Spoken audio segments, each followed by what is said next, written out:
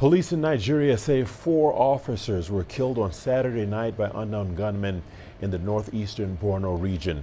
The Borno State Police Commissioner said the officers were on duty that night and died while defending the police quarters in Gajiram town.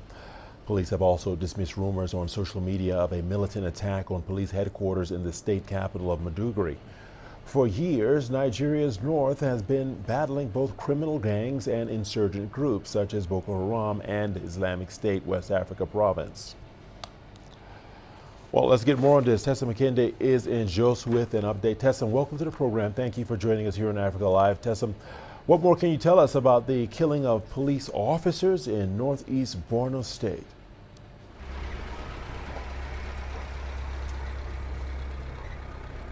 Yes, indeed, the situation has been confirmed, or the incident rather, has been confirmed by the Commissioner of Police in the state, talking about Borno State. And I have a statement here from the spokesperson from the Borno State Police Command, insisting that, saying that there are speculations that what happened has gone beyond Gajiram town.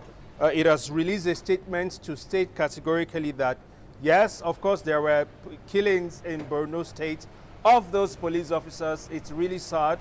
The Commissioner of Police is really sad at that. And, of course, he sends condolences to the families of the deceased. Of course, they died in the line of duty. But there's a statement here from the authorities saying that that happened in Gajiram and not the State Police Command headquarters in Maiduguri, the state capital, because there are speculations. There is news making the rounds that beyond Gajiram, the State Police Command headquarters in Borno State has also or was also attacked. There's a statement here which I have, saying that that didn't happen at all. So yes, the incident happened. 4 police officers killed. It's really a sad incident, and the authorities are saying that they will continue to ensure that the insurgents or the attackers will, have no breathing space until they are completely eliminated from Borno State and other parts of northern Nigeria. All right, Tessa, thank you for that clarification. 4 police officers killed. The question remains, who is responsible and how has the government responded? Tessa?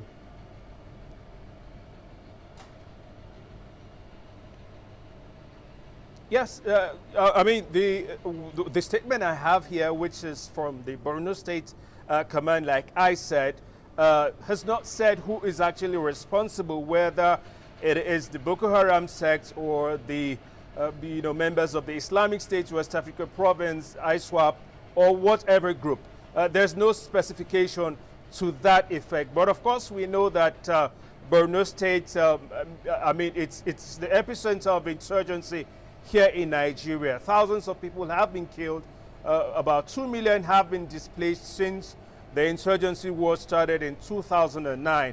And so, yes, no categorical pronouncements, no sect or group taking responsibility. But we know that, terror groups have been operational in that region for a while. Okay, finally, Tessa, reports also says that suspected Boko Haram insurgents have launched an aggressive attack on Kukarita village in Yobe State, inflicting injuries on locals, while unconfirmed numbers of persons were burnt and even shot dead. What more do you have on that?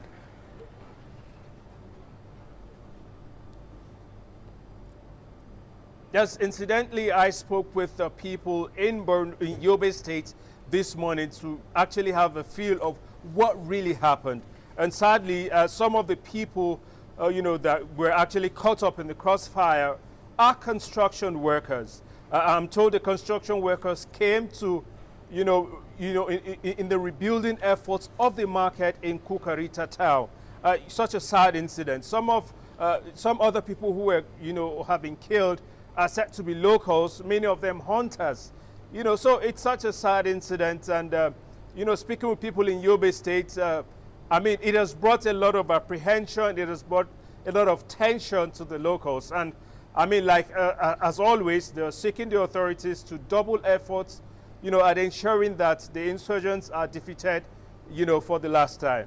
All right, Tessa McKende, Jos, Nigeria, thank you so much for that update and report. Now, for more analysis on the security situation in Nigeria, we are joined by Kabir Adamu, regional security expert with expertise on West Africa and the Sahel region. He joins us via Zoom from Abuja. Welcome to the program. Thank you for joining us. First and foremost, Mr. Adamu, the number of militant-related killings and kidnappings in Nigeria are on the increase. What are the major factors contributing to this? Thank you for having me. So I run a consultancy where we maintain a database, and just to buttress your point that the killings are increasing. Last year, January, we recorded about 700 deaths in the month of January. This year, 2024, we're recording about 900. But what the increase was even more remarkable in the area of kidnap for ransom, where last year we recorded 200, and then this year in January we're recording just below 700. So almost about 300% increase in the cases of abduction. And sadly, the impact is being felt more in the Federal Capital Territory, Abuja.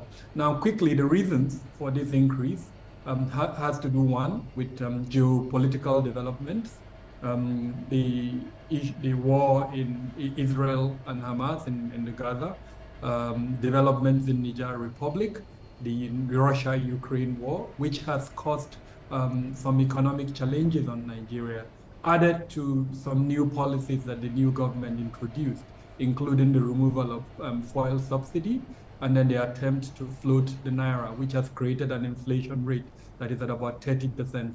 Now, unfortunately, that has made more people, place them out of jobs, and they're now more available to the criminal groups. The other reason is the inability of the security arrangement that is currently in place to prevent these armed groups from continuing with their operations. These armed groups are still able to have access to weapons, they're still able to recruit, and they're still able to carry out their attacks. In summary, these are some of the reasons. There are others like drug addiction, climate change, and several others. Well, to your point, Mr. Kabir Adamu, at some point, the government seemed to have the security situation under control, but the strategy does not seem to be working, largely due to the point that you've offered us. But what has gone wrong in total, and what needs to be done? So most of the effort by the government, security operations, military-led mainly, and then of course there's several other security organizations in Nigeria. Now the sustainability of those operations were questionable, mainly because, first, remember I emphasized the point around the economic hardship that Nigeria is going through. Military operations, including the Air Force operations, require aviation fuel as an example. Aviation fuel has seen an increase of almost about 1,000% in terms of the cost of procuring or buying that aviation fuel. Then most of the parts that these military assets require are imported. Now the value of the naira has also depreciated. That's the point I'm making. Is becoming increasingly difficult to maintain the intensity of those military operations. The root causes of the security challenges are not being addressed. I talked about socio-economic issues, grievances among citizens, climate change, unemployment, name them. Those are the root causes, and we're not seeing enough effort in addressing those root causes, sadly. All right, Kabir Adamu, regional security expert, West Africa and the Sahel. Thank you so much for